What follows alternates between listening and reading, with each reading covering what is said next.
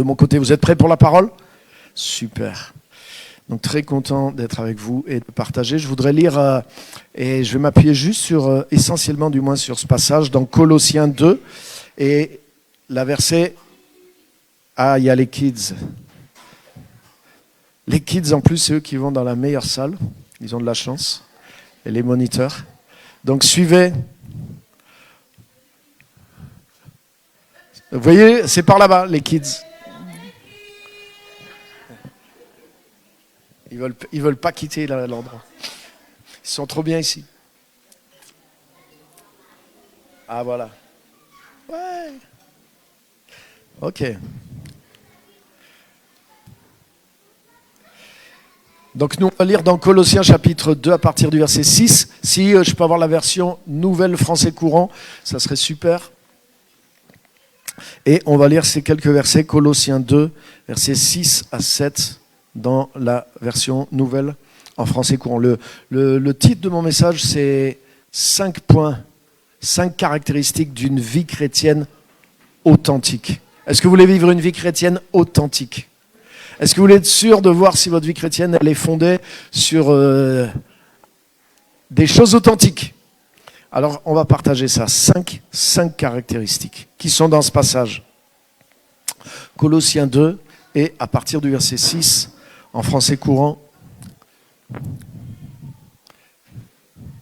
Je compte sur vous parce que je n'ai pas pris ma Bible avec moi.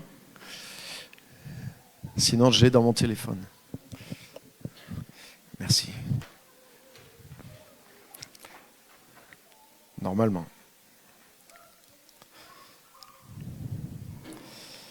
Voilà.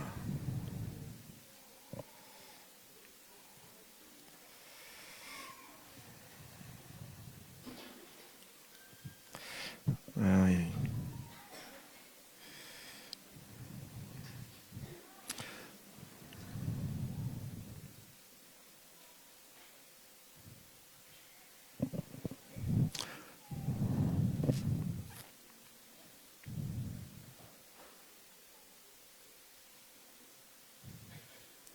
Voilà, on va y arriver. Colossiens chapitre 2, verset 6, à partir du verset 6, en français courant. Ainsi, puisque vous avez reçu Jésus-Christ comme Seigneur. Ça, c'est une expression qu'on utilise beaucoup en plus, aujourd'hui. Est-ce que tu as reçu Jésus comme Sauveur, comme Seigneur? Donc ça nous parle. Ainsi, puisque vous avez reçu Jésus-Christ comme Seigneur. Donc là, la parole s'adresse à des gens qui ont reçu Jésus-Christ. Jésus-Christ est leur Seigneur réellement. Est-ce qu'il y a des gens ici qui ont reçu? Est-ce que vous êtes avec moi dans ce puisque? Ouais. Donc puisque vous avez reçu, puisque vous faites partie de ces gens-là qui ont reçu Jésus-Christ comme Seigneur, vivez unis à lui. J'aime cette traduction. Vivez unis à lui. Soyez enracinés en lui. Et construisez toute votre vie sur lui. Soyez toujours plus ferme dans la foi, conformément à l'enseignement que vous avez reçu, et soyez pleins de reconnaissance. Amen. Amen. Première chose que je voudrais vous dire, puisque j'aime la logique, puisque vous avez reçu Jésus-Christ comme Seigneur, vivez unis à lui. Ça veut dire qu'une fois que tu as reçu Christ, par défaut, tu es uni à lui. Avoir reçu Jésus-Christ, ça veut dire être uni à lui. Quand dans la Bible, il y a l'expression « vous qui êtes en Jésus-Christ ». Moi, pendant longtemps, je lisais ça, mais je me disais, qu'est-ce que ça veut dire réellement? Être en Jésus-Christ. Quand tu as reçu Christ dans ta vie, quand tu as été baptisé, la Bible dit que vous qui avez été baptisé en Jésus-Christ. Vous n'avez pas été baptisé évangélique. Ah, moi j'ai été baptisé évangélique. Tu vas pas aller loin avec ça. Moi j'ai été baptisé catholique. Ouais, t'es parti plus tôt, peut-être tirer un peu plus loin. Vous qui avez été baptisé en Jésus-Christ. Baptisé, ça veut dire être plongé. Donc vous qui avez été plongé en Jésus-Christ, vous avez revêtu Jésus-Christ. Dans le baptême, en recevant Jésus-Christ, notre vieille nature a été enlevée et un être nouveau a été créé qui est en union avec Jésus-Christ. Et tu sais quoi? Ce n'est pas nous qui avons créé cette union. C'est l'œuvre de Jésus qui a créé cette union. Et ça, c'est tellement important de comprendre ça. Beaucoup de chrétiens travaillent dur et font leur devoir quotidien pour essayer de vivre en union avec Jésus-Christ.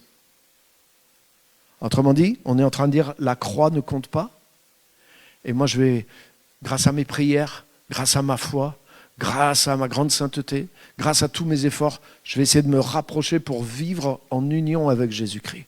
Mais ça, c'est prendre le chemin de l'effort personnel. Non, vous qui avez reçu Jésus-Christ comme Seigneur, vivez en union avec lui. Alléluia. C'est par exemple, à partir du jour où votre mariage va être célébré, ça y est, je me transpose, je suis en train de prêcher le jour de votre mariage. À partir d'aujourd'hui, vivez ensemble. Et tu vois, ça ne va pas être un commandement difficile parce que ça fait, c'est-à-dire, ça fait un moment, on sera content de pouvoir le faire. Et c'est une évidence.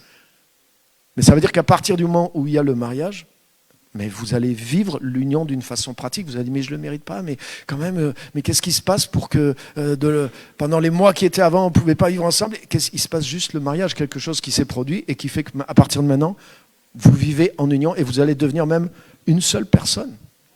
Ce que la Bible dit. Mais c'est la même chose. Quand tu as reçu Christ, que tu es passé par sa mort et sa résurrection, tu es en union avec lui. Pas à cause de tout ce que tu penses que tu fais. Est-ce que peu importe que tu penses que tu n'es pas assez bon ou que tu penses que tu le mérites. Non, non, non, non. C'est une grâce. C'est l'œuvre de Dieu. C'est lui qui nous a unis. C'est par sa mort et sa résurrection que nous sommes devenus une même plante avec lui. La Bible dit, nous avons été greffés en lui. Nous sommes devenus une même plante avec lui. Alléluia. Alléluia. Donc, la première base, et ce n'est pas une base que toi tu poses, c'est une base que Jésus-Christ, puisque vous avez reçu Jésus-Christ comme Seigneur, sachez que dans le package, à partir de là, vous êtes comme, il y a un mariage qui est là. Et vous êtes unis à lui. Donc vivez unis à lui. Vivez pas comme si vous deviez vous unir à lui. Viviez pas comme si vous étiez désunis. Et moi j'ai perdu tellement de temps pour ne pas avoir compris cette simple vérité-là. Des fois, je me levais le matin et je me dis, ah ouais, là. Ou je viens au culte, par exemple, je me mets dans la louange et puis je n'ai pas le sentiment de la présence de Dieu. Je suis en train de ramer dans mes pensées négatives. Et là, je me dis, ah, j'ai loupé Dieu. Je n'ai pas touché Dieu.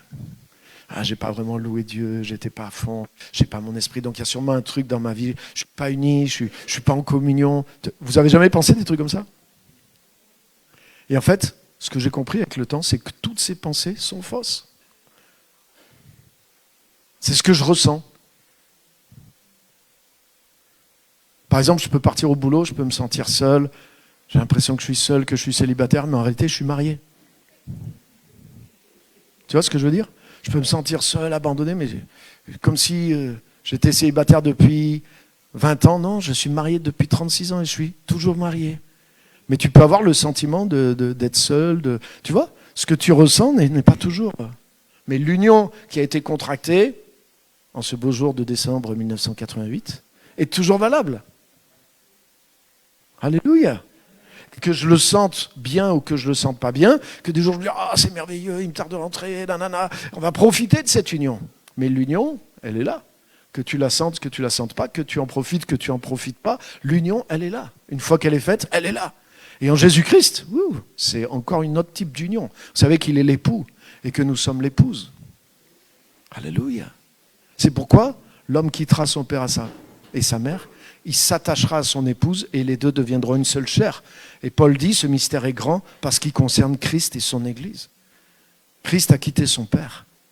Il est venu chercher son épouse, il s'est uni à elle. Et les deux sont devenus une seule chair. Et ce n'est pas nous qui l'avons fait ça. C'est lui qui a l'initiative. C'est lui qui a quitté son père. C'est lui qui est venu chercher l'épouse. C'est lui qui a dit que l'époux viendrait. Toute la prophétie disait que l'époux viendrait. Quand Jean-Baptiste il a vu Jésus, il a dit c'est lui l'époux. C'est pas moi. Les Juifs, ils avaient cette métaphore du Messie qui est l'époux qui vient chercher l'épouse. C'était présent chez eux. Dans le cantique, c'est la raison du cantique des cantiques dans la Bible. Il parle de l'époux et de l'épouse. C'est une prophétie sur le Messie qui vient chercher son épouse. Mais il est venu. Et il a trouvé son épouse.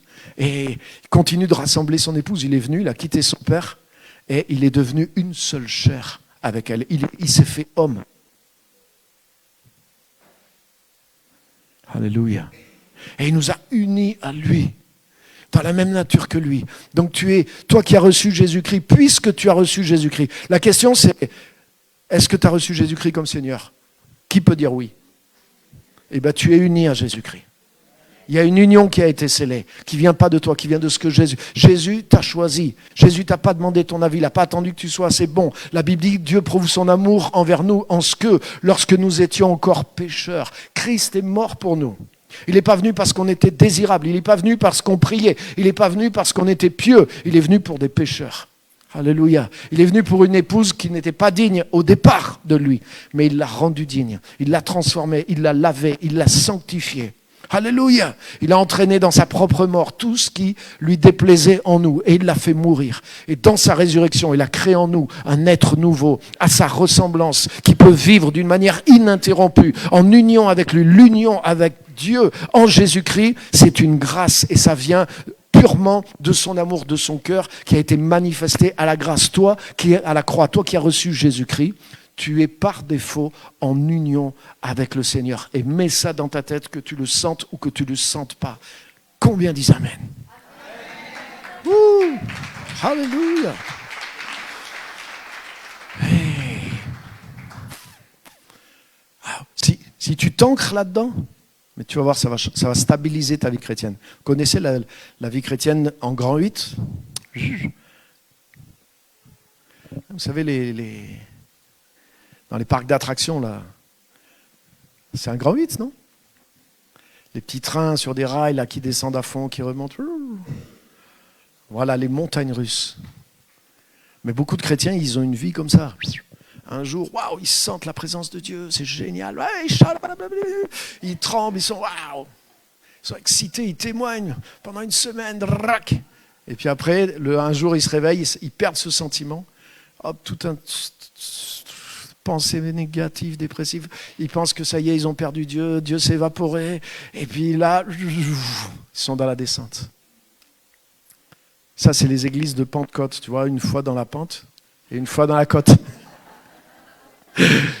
Pentecôtistes, ils sont une fois en bas, une fois en haut. Bien vu, hein. Mais la chose qui te stabilise, c'est de comprendre ça. C'est de comprendre que la présence de Dieu et ton sentiment de la présence de Dieu, c'est deux choses différentes. Dieu n'est pas là que quand tu le ressens. Par exemple, Jésus a dit, et voici, je suis avec vous tous les jours jusqu'à la fin du monde. Donc ça veut dire, il y a des jours, tu ne sens pas que Jésus est avec toi, mais il est avec toi. Et la Bible ne dit pas marcher selon le sentiment que vous avez de la présence de Dieu. Mais elle nous dit marcher dans la foi de ce que la parole de Dieu vous dit. C'est-à-dire, la Bible me dit que Jésus est avec moi. Et elle me dit que je me relie à cette présence par la foi, pas par mes émotions. C'est tellement important de comprendre ça. Donc même quand je ne le sens pas, Jésus est tout aussi là que quand je me sens rempli de lui. Alléluia. Quand je commence à vraiment marcher par rapport à cette réalité, mais je me relie réellement à lui, parce que c'est la foi qui me relie à lui. Ce n'est pas mes émotions. Si mes émotions confirment ma foi, ça rend ma foi plus facile. Mais les émotions ne sont pas la foi. Et les émotions ne sont pas le moyen de se relier à Dieu. Nulle part dans la Bible, vous allez trouver l'expression « sentir la présence de Dieu ». Ça n'existe pas. C'est bizarre, non? Paul qui nous parle de la vie du Saint-Esprit, marcher selon... Mais il dit jamais « quand vous sentez le Saint-Esprit sur vous ». Non. Jamais il emploie cette expression. Vous n'avez pas remarqué? Moi j'ai remarqué, ça m'a choqué au début. Ça veut dire que c'est pas ça qui doit nous guider, c'est pas avec ça qu'on doit mesurer, c'est avec la parole. Vous qui avez reçu Jésus-Christ, vivez unis à lui. Vous êtes dans le mariage, vous êtes entrés en union avec le Seigneur, donc vivez unis à lui, vivez conscient que vous êtes unis à lui. Cherchez pas à vous unir, cherchez pas à créer l'union, c'est lui qui a créé l'union. Alléluia. Et Jésus, par exemple, dans Jean 15, il nous dit que lui, il est le cep, le tronc, et que nous, on est la branche. Mais la branche et le tronc sont déjà un. Et Jésus dit, je suis le tronc, vous êtes les branches, demeurez en moi. Donc il dit, j'ai créé l'union déjà. Et c'est une union organique, ce n'est pas juste une union qui dépend de nos relations. On est devenu un seul être. La même entité, on est devenu la même entité. C'est ce que Jésus est en train de nous dire. Là, quand la Bible dit que l'Église, c'est le corps de Jésus-Christ et qu'il est la tête, mais ça veut dire la même chose. Ça veut dire que ce n'est pas juste une union qu'on s'entend bien, quoi, d'amitié. C'est une union organique, c'est une union réelle. Waouh! Et Jésus ne nous dit pas créez l'union. Il ne dit pas entrez en moi. Il ne dit pas venez à moi. Non, venez à moi, ce n'est pas à ses disciples qu'il a dit ça. À ses disciples, il leur dit demeurez en moi. Parce que vous êtes en moi. Et je suis en vous. Et ce n'est pas vous qui avez fait ça, c'est moi qui ai fait ça. Wow. Alléluia.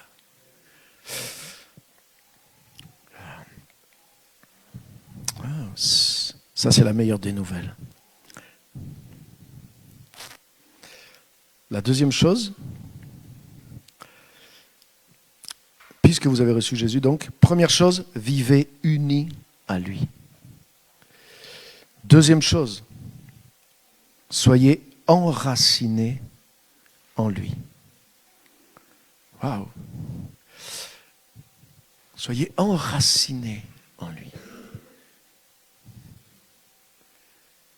Vivez en lui, vivez dans cette union avec lui. Vous voyez, il y a une logique. C'est-à-dire que, en comprenant que tu es uni à lui, et en profitant de cette union, ce que Dieu nous demande, c'est profite de l'union. C'est comme moi, je suis dans le mariage, profite du mariage. Prends du temps ensemble. Va au cinéma avec ta femme, mange avec elle, discute avec elle. Fais des choses ensemble. Je peux être dans l'union officiellement sans profiter de l'union. Mais vivez unis à lui, ça veut dire, mais vivez conscient que vous êtes en union. Et donc, profitez de cette union. Peut-être tu ne le sens pas, mais Jésus, il est là, juste à côté de toi. Donc, quand tu lui parles, il est avec toi. Quand tu as besoin de réconfort, il est avec toi. Quand tu agis en son nom, il va être avec toi. Alléluia. Je me suis rendu compte, des fois, c'est les fois où je ne sentais pas du tout la présence de Dieu, mais que je croyais dans la présence de Dieu, que j'ai vu des grands remplir en priant pour des gens. Et des fois où... Ouais, des jours où je me sentais rempli du Saint-Esprit, c'était merveilleux, et Dieu agissait. Mais des fois, je me sentais vide, etc. Mais je ne me fiais pas à mes sentiments. Je dis non, je sais que Jésus est avec moi. Donc je vais faire la même chose que je fais si je le sens. Je le fais sans le sentir, mais je le fais en le croyant, parce qu'il est avec moi. Et j'ai vu la main de Dieu de la même façon. Parce que c'est le Saint-Esprit qui agit, qui est en nous. Ce n'est pas ce qu'on ressent, ce n'est pas nos sentiments.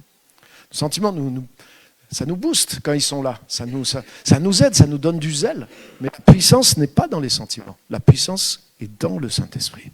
Et le Saint-Esprit, il est en toi. Quand tu vis en Christ, tu es une branche du tronc. La même sève qui est dans le tronc est dans les branches. Et même plus encore, ce n'est pas le tronc qui porte les fruits. C'est la branche qui porte le fruit. Wow. Hey! Donc vivez enracinés en lui. Enracinez-vous dans cette union. Enracinez-vous dans cette communion avec lui. L'enracinement, ça rend l'union indissoluble. Par exemple, vous vous mariez, mais si vous vous enracinez l'un dans l'autre, c'est-à-dire vous tissez des relations profondes, vous tissez une communion profonde, vous êtes vraiment, vraiment, vraiment enracinés l'un dans l'autre, l'union que vous avez contractée, elle va être indissoluble. Alléluia. Alléluia. Plus un arbre il a des racines profondes, plus il peut supporter toutes sortes d'épreuves. Et une autre chose aussi qui est là au niveau des racines, vous savez les racines, à quoi ça sert les racines? Ça sert à nourrir l'arbre. Ça veut dire que tu t'enracines en Christ en te nourrissant de lui. Tu vis dans l'union avec lui, mais tu vas chercher la nourriture en lui. Tu vas chercher comment nourrir ton être, tu vas chercher comment nourrir ta pensée, tu vas nourrir ta foi, tu vas nourrir ta vie entière. Donc qu'est-ce qui fait que tu vas t'enraciner? C'est d'aller chercher ta nourriture en lui. Alléluia. Et il y a plusieurs choses pour ça. Dans le psaume 1, par exemple, il est dit que celui qui médite la parole de Dieu jour et nuit, il est semblable à un arbre qui est planté près des courants d'eau. Et son feuillage reste toujours vert. Et c'est vrai, si tu vois un arbre qui est planté près d'un courant d'eau, ses racines vont chercher l'eau. Les racines vont chercher la nourriture. Les racines vont chercher de quoi nourrir l'arbre. Donc, s'enraciner en Jésus et dans l'union avec lui, ça veut dire que ton être profond, il trouve sa nourriture dans cette union. Il trouve la nourriture qui amène la vie dans la parole, dans la présence, dans le Saint-Esprit que tu as dans l'union avec Jésus-Christ. Alléluia. Et ça, c'est ce qui te permet de t'enraciner. Ce qui te permet de t'enraciner, c'est quand tu te nourris du Seigneur Jésus. Tu vis par lui. Alléluia. Vous savez, un des rares et seuls rites que le Seigneur nous a laissés, le repas du Seigneur. Et dans ce repas, il dit, mangez-moi. C'est ce qu'il nous dit. Des fois, on a tourné ça comme une prouesse religieuse, on vient, nanana. Non, Jésus ne nous demande pas de venir mériter quelque chose. Il nous dit simplement, mangez. Donc ça veut dire notre rôle dans la relation, c'est beaucoup recevoir. Mangez, nourrissez-vous, car ma chair est vraiment une nourriture et mon sang est vraiment une boisson. Autrement dit, nourrissez-vous de ma grâce, nourrissez-vous de ce que j'ai offert pour vous. C'est quelque chose qui est à vie. Alléluia. Et tu te nourris de la communion, tu te nourris du Seigneur, tu te nourris de sa parole, tu te nourris du Saint-Esprit, tu t'enracines dans la parole, tu t'enracines dans la vérité, tu t'enracines dans l'expérience de cette relation avec Jésus-Christ, tu t'enracines dans la vie de tous les jours, dans la contemplation du Seigneur, dans l'union, tu profites de cette union avec lui, tu découvres qui il est dans la parole, mais à chaque fois que tu fais ça, tu sais quoi, tes racines grandissent. Tes racines grandissent, tes racines trouvent de la nourriture qu'il n'y avait pas, trouvent de l'eau qui était plus profonde. Alléluia. Et c'est comme ça que tu deviens indéracinable, tu deviens indissociable dans ton expérience du Seigneur Jésus. Tu deviens vraiment un dans l'expérience avec lui. Lui t'a uni à lui, mais il te demande de t'enraciner en lui, dans la relation avec lui. Amen. Hey, ce qui te nourrit spirituellement, c'est ce qui développe ton attachement, tes racines. La parole, la première chose, c'est la parole, comme dans le psaume 1, la parole révélée. Alléluia. Vous savez ce que j'ai découvert aussi? J'ai découvert, par exemple, je ne vais pas vous lire tous les passages, mais dans Hébreux chapitre 5, on va le lire celui-là, Hébreux chapitre 5. En Louis II.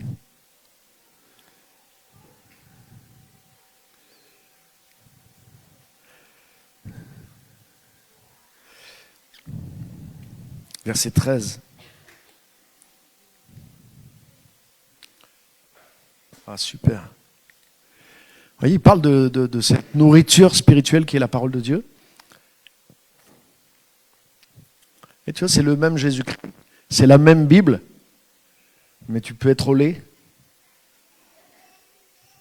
ou tu peux être à une nourriture solide et supérieure. Alléluia. Et si tu bois que du lait, tu vas rester petit. Donc ça veut dire qu'il faut aller chercher, il faut étendre tes racines pour aller chercher une nourriture plus solide, plus profonde. Et ça va amener de la croissance. Et il dit quiconque en est au lait, regardez bien, n'a pas l'expérience de la parole de la justice, car il est un enfant. Ça fait 40 ans que j'étudie la Bible. Ça fait 9 ans que j'ai compris vraiment ce que ça veut dire ce passage. La parole de la justice. Vous savez ce que c'est? C'est le message de l'évangile par lequel tu as été rendu juste en Jésus. C'est ça que ça veut dire.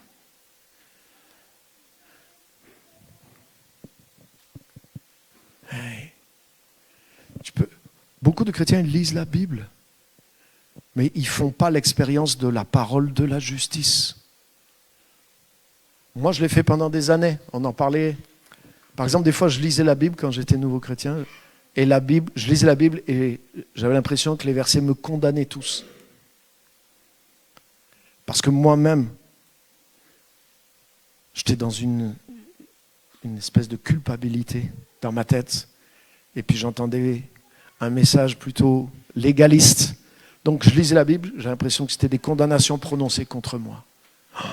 Et comment je vais faire? Et comment je vais faire? Mais la parole de la justice, c'est l'évangile. Romains 1,16, il dit « Je n'ai pas honte de l'évangile, parce que c'est la puissance de Dieu pour le salut de quiconque croit. » Et le verset suivant, il dit « Car en lui est révélée la justice de Dieu. » C'est-à-dire comment Dieu nous rend juste en Jésus-Christ. C'est-à-dire que si tu ne comprends pas comment Dieu te rend juste par l'évangile, il n'y a plus de puissance dans l'évangile. Et c'est pour ça qu'il parle de la parole de la justice. Alléluia. Dieu nous a rendus justes en Jésus-Christ. Juste, c'est le contraire de pécheur. Il n'y a pas de juste, pas même un seul. Tous ont péché.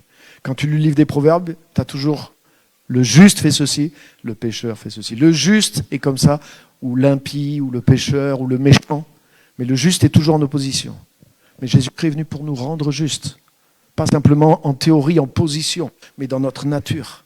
Il a enlevé nos fautes, mais il a changé la nature de pécheur qui était en nous et il a mis une nature de juste. La Bible dit lorsque nous étions pécheurs.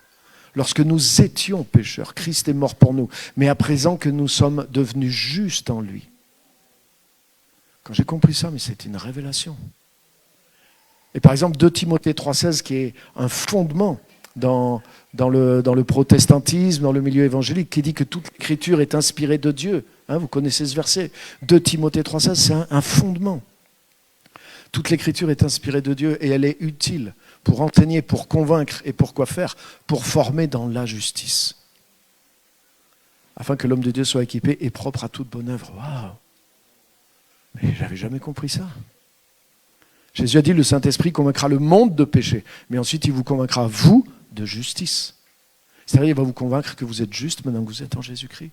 Et la parole de Dieu, qui va te faire grandir et quitter le stade de l'enfance, elle va te révéler justement que tu es juste. C'est la parole de la justice, c'est la parole de la grâce, c'est la parole du message de l'évangile, de la bonne nouvelle de Christ qui est pour ses enfants. Alléluia! Et c'est tellement important. Moi, il y a plein, vous savez quoi? Je vais peut-être vous choquer, je lis toute la Bible, je crois toute la Bible. Et je pense que parmi nous, je suis un de ceux qui connaît pas mal la Bible. Mais tu sais quoi? Il y a des quantités de passages dans la Bible qui ne me concernent plus. Ah non. Donc je peux les utiliser pour m'enseigner, j'apprends des choses dessus. Je ne dis pas qu'ils sont inutiles, mais ils ne me concernent plus directement. Par exemple, vous savez ce que dit Paul? Il parle de la loi. Il dit, certains, ils utilisent la loi et ils tirent à droite, à gauche. Et il dit, mais nous devons savoir et faire bon usage de la loi, sachant que la loi, elle est faite pour le pécheur et non pour le juste. Donc il y a plein de versets de la loi, ça me concerne plus. Parce que je ne suis plus un pécheur, je suis un juste. Un juste. Alléluia. Ah oui, mais quand même. Mais là qui disent, ah oui, mais si tu dis ça, c'est dangereux parce que tu... Non, c'est que vous n'avez pas compris. Quand tu es quand tu es transformé par Jésus, mais tu n'as pas besoin de me dire, tu ne commettras pas de meurtre. Même avant d'être chrétien, déjà. Hein? Dieu merci. Alléluia. La parole de la justice. Lire la Bible, c'est une chose, mais entendre la parole de la justice, c'est-à-dire la parole de la justification, le message qui te révèle que tu es juste, que tu es devenu enfant de Dieu, la nouvelle création que tu es en Jésus-Christ, c'est autre chose. Tout l'Ancien Testament, et même le Nouveau, si tu n'as pas les lentilles de la révélation, mais il s'adresse à l'ancienne création. Pourquoi il y a la loi? Parce que les gens étaient pécheurs. Pourquoi il y avait la loi? Pour les restreindre. Mais dans la nouvelle création, tu crois qu'il y a les 10, tu crois que les anges, et tu crois qu'au ciel, il y a les règles? Non. La nature divine. Par exemple, c'est dit que Dieu ne peut pas mentir, par exemple. Mais il n'a pas besoin d'un commandement pour lui dire. Dieu, il a juste à être lui-même. Et il manifeste que de la gloire, que de la bonté. Parce que c'est sa nature qui s'exprime. Donc il n'a pas besoin d'une loi qui vienne lui dire ce qu'il ne devrait pas faire. Parce que ce qu'il ne devrait pas faire, de toute façon, il ne le fera pas parce que ce n'est pas en lui, ce n'est pas dans sa nature. Vous voyez ce que je veux dire? Donc la nature divine n'a besoin d'aucune loi. Mais quand tu es né de nouveau, tu es dans une nouvelle création. Et c'est pour ça que Paul il dit tout m'est permis. Mais tout n'édifie pas. Et puis je ne cherche pas à faire ce qui m'est permis et qui est tordu. Ma nouvelle création, elle cherche à faire ce qui est impossible à l'homme ordinaire. Prier pour des morts et qui ressuscitent, par exemple. Wow. Aimer mes ennemis. Wow. Bénir ceux qui me persécutent. Ah. Aider matériellement ceux qui me volent. Wow. Mais c'est ça. Jésus dit quand vous ferez ces choses, mais vous serez fils de votre Père qui est dans le ciel. Autrement dit, vers là où je veux vous amener, ce n'est pas des règles, mais je veux vous amener à manifester la même nature que le Père. Parce que maintenant, vous avez cette nature à l'intérieur de vous. Vous n'êtes pas conduit par tu feras pas, mais vous êtes conduit par le développement de cette nature. Et tu sais quoi, elle va t'amener à faire des choses que la Bible ne te dit pas tu devrais faire ça. Parce que c'est au-delà de ce qu'un homme naturel peut faire. Alléluia.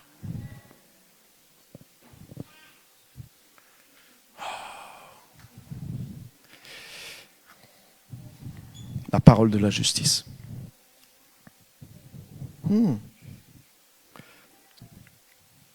Troisième chose. Donc la première, vivez en union. Par défaut, vous êtes en union. La deuxième, vivez enraciné. C'est au travers de la nourriture, de la parole, de l'eau vive du Saint-Esprit, de Christ lui-même, le pain de vie, que tu vas t'enraciner. La troisième chose, construisez toute votre vie sur lui. Et ça, j'ai bien aimé. Parce que je pense que ça nous parle de notre vie extérieure. Tu vois, là, s'enraciner en lui, ça nous parle de notre vie intérieure. Voilà mes fondements. Voilà ce qui alimente mon être. Voilà ce qui a créé mes valeurs. Voilà ce qui crée ma façon de voir. Voilà ce qui crée ma vision. Voilà ce qui crée ma façon de penser. Voilà ce qui crée mes ressources internes. Je suis enraciné. Un arbre qui est près des courants d'eau, tu vois juste que son feuillage reste vert et qu'il porte du fruit. Mais son secret, ça ne se voit pas. Les racines, ça ne se voit pas. Le système racinaire, c'est caché. Mais c'est de là qu'il puise l'eau. C'est de là qu'il puise la nourriture. Et c'est ce qui fait que dans l'extérieur, dans ce qu'on voit, il y a de la beauté, il y a du fruit. Donc le secret, il est dans l'invisible. Le secret est dans ton système racinaire. Enracine-toi dans la personne de Christ. Enracine-toi dans la parole. Et ça va se refléter après dans ta vie. La vie chrétienne, c'est pas essayer de se forcer à être quelqu'un qu'on n'est pas. Et puis une fois que plus personne nous regarde, d'être véritablement cette personne qu'on est. Non, la vie chrétienne, c'est développer ton système racinaire et t'attacher à Christ, embrasser, vivre cette union, renouveler vraiment ton être jusqu'à ce que ça change toute ta vie extérieure. Et c'est pour ça qu'il dit, enracinez-vous dans cette union, mais ensuite construisez toute votre vie sur lui. Donc là, il prend une autre métaphore. Il parle la première image d'un arbre et des racines, et ensuite il parle l'image d'un bâtiment qui est sur un fondement. Donc le fondement, c'est les racines. Et vous savez, il n'y a aucun bâtiment qui est plus grand que sa fondation. Ça n'existe pas. En maçonnerie, ça n'existe pas. Ça ne tient pas. C'est-à-dire que si tu veux un bâtiment qui fasse 100 mètres carrés au sol, mais il faut poser un fondement et une dalle de 100 mètres carrés. Et tu poses ton bâtiment dessus. Il n'y a pas une maison de 200 mètres carrés sur une fondation de 50 mètres carrés. Ça n'existe pas. Sinon, il n'y a que la fondation qui va rester. Les murs vont casser. Tout ce qui ne repose pas sur le fondement, ça va plier, ça va casser. Donc ta maison, c'est-à-dire ce que tu veux vivre dans ta vie, ce que tu veux avoir dans ta vie, ne peut pas être plus large que le fondement. C'est pour ça que la première image, elle est vivante, parce que la différence, la deuxième image, c'est qu'un fondement, c'est rigide. Mais le fondement qu'on a, c'est des racines. Donc ça veut dire que tu peux toujours élargir ton fondement. Tu peux élargir ta foi, tu peux élargir ta nourriture, tu peux élargir ta conception. Et au fur et à mesure que tu élargis ton fondement, ta vie extérieure s'élargit aussi. Mais construis toute ta vie sur Jésus-Christ. Et ça veut dire ma vie extérieure. Ça veut dire ma façon de penser. Ça veut dire ma famille. Ça veut dire ma manière d'être au travail. Ça veut dire ce que je vais faire avec le temps qui me reste à vivre sur cette terre. Alléluia. Alléluia. Ça, c'est la plus grande question pour moi. Je suis devenu chrétien, mais maintenant, ma vie extérieure, comment je la construis? L'apôtre Paul, il dit cette parole, il dit « Pour moi-même, je ne fais aucun cas de ma vie, pourvu que j'accomplisse avec joie la course et le ministère que j'ai reçu du Seigneur Jésus-Christ. » Waouh. Ça veut dire que Christ en lui, ça n'a pas juste changé sa vie intérieure, ça a changé ce qu'il a fait avec sa vie. Il a pris du temps, il a pris, d'après les spécialistes, peut-être 14 ans. Oui, il commençait à travailler, à prêcher, etc. Mais il était un peu dans le désert, il était un peu entre deux, et il a développé ses racines. Une fois qu'il a été enraciné, il a construit toute sa vie sur ça. Et il a servi le Seigneur, il a fait des choses tellement marquantes. Donc construisons toute notre vie sur lui. Développons nos racines, mais construisons toute notre vie sur Jésus-Christ. Alléluia. Alléluia.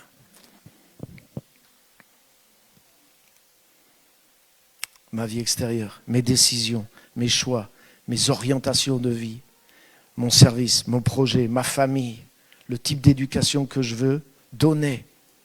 Nous construisons d'après le fondement. Amen. La quatrième chose, il dit, soyez de plus en plus fermes dans la foi. Soyez de plus en plus fermes dans la foi. Et ça me plaît aussi, parce que ça revient aussi sur le fait que c'est pas l'effort que je déploie, mais c'est de rester dans la foi, dans ce que Christ est en moi, dans ce que Christ va faire au travers de ma vie. Je me nourris de lui. Je change, je m'adapte à lui en fait, je m'adapte à cette union, je le suis, je grandis en lui, je construis ma vie par rapport aux choses que lui met dans ma vie. Et sois toujours de plus en plus ferme dans la foi. C'est pas la force de ta volonté qui t'amène à tout ça, mais c'est juste de rester attaché à lui. C'est lui qui opère la transformation. Plus tu vas creuser, plus tu vas t'enraciner en lui, dans cette foi, dans ce qu'il a fait pour toi, puis sa vie va se déverser en toi. Et cette vie en toi, mais elle produit en toi le vouloir et le faire. Donc elle t'aide à construire ta vie extérieure, elle t'aide à oser, elle t'aide à avancer. Mais reste juste ferme dans la foi. Oui, fais les choses que ta foi t'inspire maintenant. Alléluia.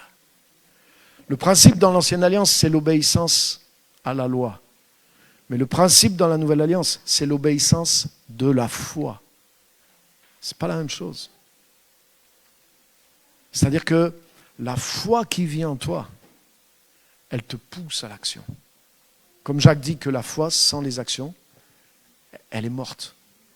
Mais la foi te pousse à l'action. La foi de Dieu te pousse à l'action. La foi de Dieu qui vit en toi, quand tu t'enracines en Christ, dans sa parole, dans la parole de la justice, mais tu ne peux pas avoir la foi. Tu ne peux pas ne pas avoir la foi. Et tu ne peux pas ne pas trouver la foi en toi aussi, en tant qu'enfant de Dieu, en tant que juste, en tant que personne qui a Christ, en tant que sel de la terre, en tant que lumière du monde. Mais tu sais quoi, tu ne peux pas rester comme ça et rester stérile, c'est impossible. Donc c'est pas dur, tu te dis pas, oh, il faut que j'obéisse, oh, il faut que je fasse des œuvres pour Dieu. Non, non, non, non, non. C'est l'obéissance de la foi. C'est-à-dire que la foi te pousse en avant. Je saute pas. Ouais, je sais que je peux sauter, je sais que ça va être extraordinaire, j'ai un peu la trouille, mais j'y vais, je me lance dans la foi et j'agis dans la foi. Waouh! Et là, les choses commencent à se produire. L'obéissance de la foi. Tu es mu, tu es poussé par une force intérieure dans la Nouvelle Alliance. Alors que la loi, c'est une contrainte extérieure. Tu n'as pas le droit de faire ci, et tu dois faire ça. Et beaucoup de chrétiens, des fois, ils sont sous une loi, malgré qu'ils sont dans le nouveau. Ils se mettent ils pensent que la vie chrétienne, c'est une suite de contraintes extérieures. Ah, mais alors si t'es évangélique, t'as pas le droit de faire ceci. Si t'es évangélique, t'as pas le droit de faire cela. Pasteur, maintenant que je suis baptisé, est-ce que j'ai le droit de faire ceci? Déjà, quand quelqu'un me pose ce genre de questions, je dis, t'as pas compris l'évangile. Il y a quelque chose que t'as pas. C'est pas ça.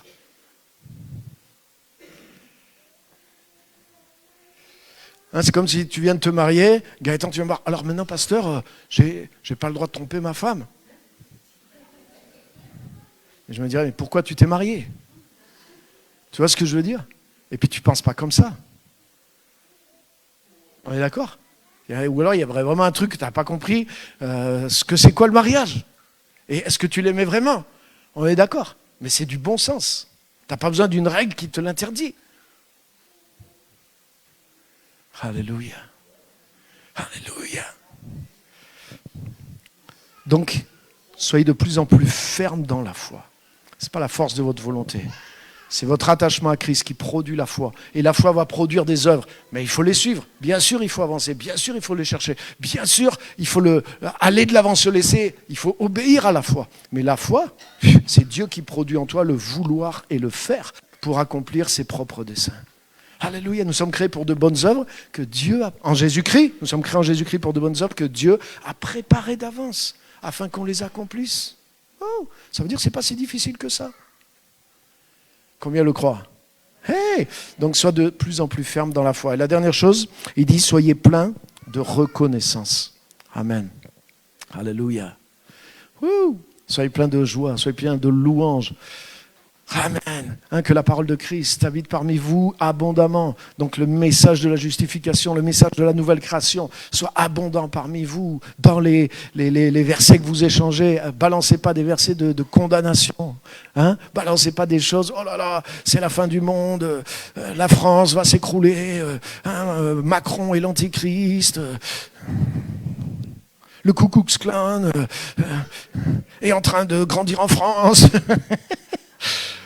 Ça, c'est pas ça l'évangile. C'est pas ça avec quoi on doit s'entretenir. Que la parole du Christ, que le message du Christ habite puissamment parmi vous. Colossiens 3,16. Instruisez-vous, encouragez-vous par des hymnes, des psaumes. Chantez de tout votre cœur sous l'inspiration de la grâce. Alléluia. C'est quoi? On est du côté du plus fort. Mais on est du côté du plus fort. Déjà, Dieu est le plus fort, de loin. Jésus était le plus fort, de loin. Le seul endroit où il y avait un peu de résistance, c'est ce que le diable a réussi à faire sur une petite planète dans l'univers qui s'appelle la Terre. Et il y a juste ce petit domaine de rébellion qui existait encore, sous le contrôle de Dieu.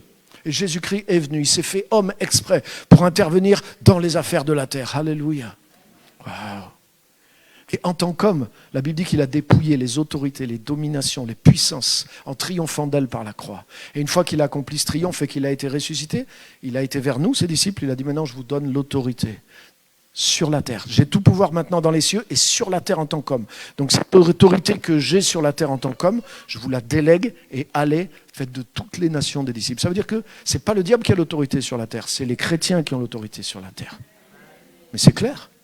Allez, faites de toutes les nations des disciples. Ça ne veut pas dire qu'il n'y en a pas qui sont morts pour le faire, mais ils l'ont fait. Alléluia. Alléluia.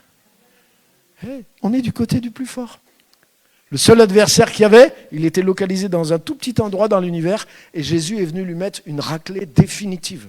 Et il a dit, en mon nom, vous lui mettrez la même raclée. Alléluia. Il a dit, voici, je vous ai donné pouvoir sur toute la puissance de l'ennemi. Vous marcherez sur les serpents, les scorpions et sur toute la puissance de l'ennemi et rien ne pourra vous nuire. Prenez le bouclier de la foi avec lequel vous pourrez éteindre tous les traits enflammés du malin. Pas un, pas deux de temps en temps, tous les traits. Et rien ne pourra vous nuire. Je vous ai donné pouvoir sur toute la puissance de l'ennemi. Vous marcherez.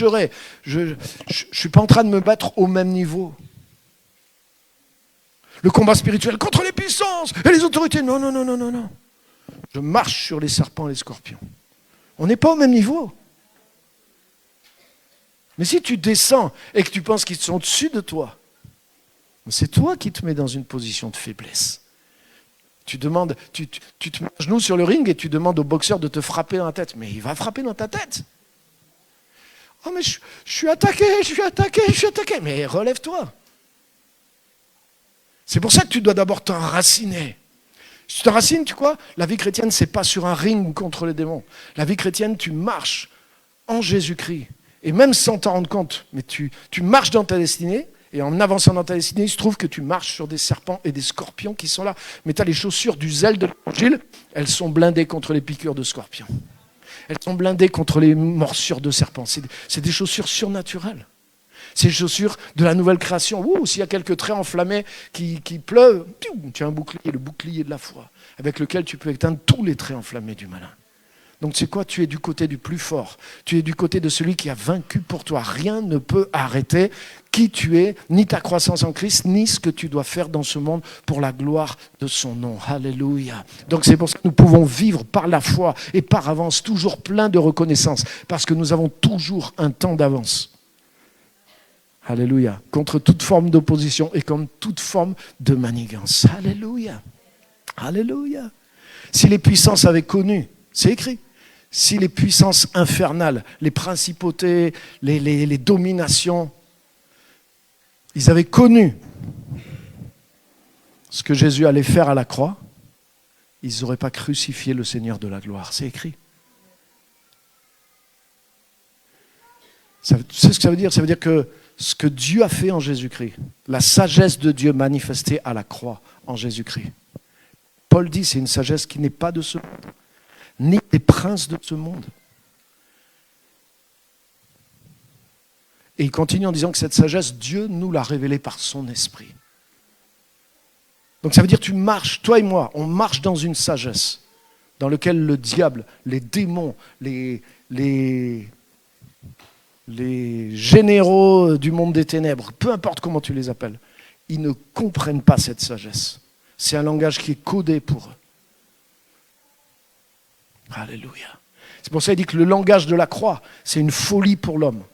Mais c'est une folie pour les démons aussi. C'est une sagesse qui vient de Dieu. Et Dieu nous la révèle par le Saint-Esprit. C'est pour ça que plus tu comprends l'œuvre de la croix, plus tu comprends la grâce de Dieu qui vient de la croix, plus ça te place dans cette position de supériorité, parce que c'est ce que Dieu nous a donné en Jésus-Christ.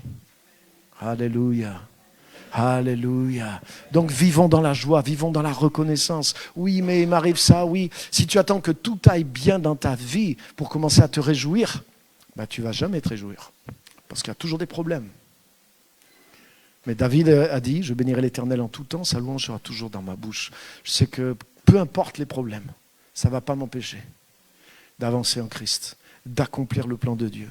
Alléluia, de croître, c'est impossible. La sagesse qui vient de la croix, elle a vaincu déjà toute forme d'opposition qui restait sur ce monde-là. Plus rien ne peut l'arrêter. C'est impossible. Tu ne peux pas arrêter le mouvement, tu ne peux pas arrêter l'œuvre de l'Évangile, tu ne peux pas arrêter l'œuvre du Saint-Esprit. C'est impossible. C'est impossible. Alléluia. Quelle que soit l'opposition qui va se lever contre toi ou contre moi, c'est pour ça que Paul dit, nous sommes plus que vainqueurs. Vous connaissez ce verset où il dit ça? Qui nous séparera de l'amour de Christ? La détresse, nanana. Un jour, je me suis rendu compte dans ce verset, vous savez qu'est-ce qu'il dit? Il dit, mais dans toutes ces choses, nous sommes plus que vainqueurs. Et moi, ça m'a fait tilt ce jour-là. Parce que pendant longtemps, je me disais, c'est quand j'ai triomphé sur le terrain de toutes ces choses que j'ai la victoire. Il faut que j'arrive à avoir la victoire sur la détresse, sur l'épreuve, sur le malheur, sur la persécution ou quoi que ce soit. Mais Paul ne dit pas ça.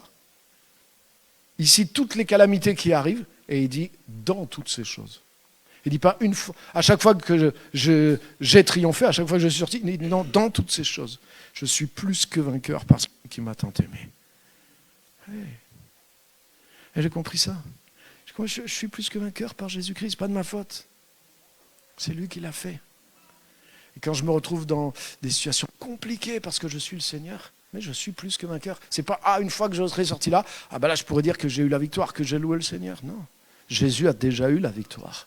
Et je vais louer le Seigneur dès le début de la vallée de l'ombre de la mort, dans l'obscurité, même quand je vais tomber, même quand ça va me faire mal, même si je me casse une dent, même si je perds des morceaux. Alléluia. Je vais louer le Seigneur parce que je suis plus que vainqueur par celui qui m'a tant aimé. Et tu sais quoi? Le seul adversaire que j'ai, il ne peut rien contre ça. Il ne peut absolument rien contre ça. Il a été défait à la croix. Et je marche dans une sagesse qui ne peut pas comprendre. Il est dépassé. Alléluia. Alléluia. Wouh! Donc soyons dans la joie et dans la reconnaissance. Amen. On va terminer par la prière. Yes. Merci Seigneur. Vivez unis à lui. Vivez enracinés en lui. Construisez toute votre vie sur lui. Alléluia. Soyez toujours plus fermes dans la foi. Et soyez pleins de reconnaissance. 5 fondements d'une vie chrétienne authentique. On va se lever, on va terminer en remerciant le Seigneur. Merci à tous de votre écoute. Et c'est merveilleux ce qu'on est en train de vivre ensemble. Alléluia. Le pouvoir de la communauté, du corps de Christ. Et c'est que le début. C'est que le début de là où on va. Alléluia. Et je ne parle pas que c'est qu'un moyen, un bâtiment, des moyens matériels, c'est qu'un moyen. La vraie réalité, c'est la croissance du corps de Christ, de ce que nous sommes. Alléluia. Et je remercie Dieu pour ceux qui sont debout, pour ceux qui font des exploits, pour les choses déjà dans lesquelles vous grandissez, dans lesquelles vous allez. Et c'est que le début de choses merveilleuses. Merci Seigneur. Levons nos mains, bénissons son nom. Soyons d'avance pleins de reconnaissance. Alléluia. Tu es plus que vainqueur par celui qui t'a tant aimé déjà. Alléluia. Ta victoire que tu portes est plus forte que ce que tu penses. Amen. Amen. Des fois, on mesure la force de l'obstacle au lieu de mesurer la force de la victoire que Christ nous a acquise. Et c'est pour ça que je m'enracine d'abord. Plus un arbre est enraciné, plus il peut affronter des vents forts, des tempêtes même.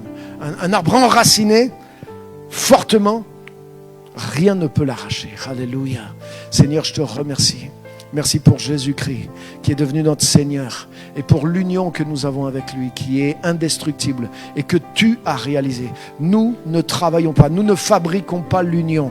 Nos efforts pieux ne rajoutent rien à l'union. C'est la croix qui a créé l'union. C'est ta mort et ta résurrection qui nous ont unis à toi pour toujours, d'une manière solide, parce que ça dépend pas de nous, mais c'est le don de Dieu. Et je te remercie pour ça. Merci pour la force que nous avons en toi et dans ce que nous puisons en toi. Merci Seigneur. Merci de bénir le peuple qui est là, de bénir ce nouveau lieu, ce nouveau centre d'activité. Et les nouveaux appels, les nouveaux ministères, les nouvelles actions, la nouvelle influence locale qui va rayonner d'ici. Et tout ce qui va être envoyé. Seigneur, merci pour tout cela.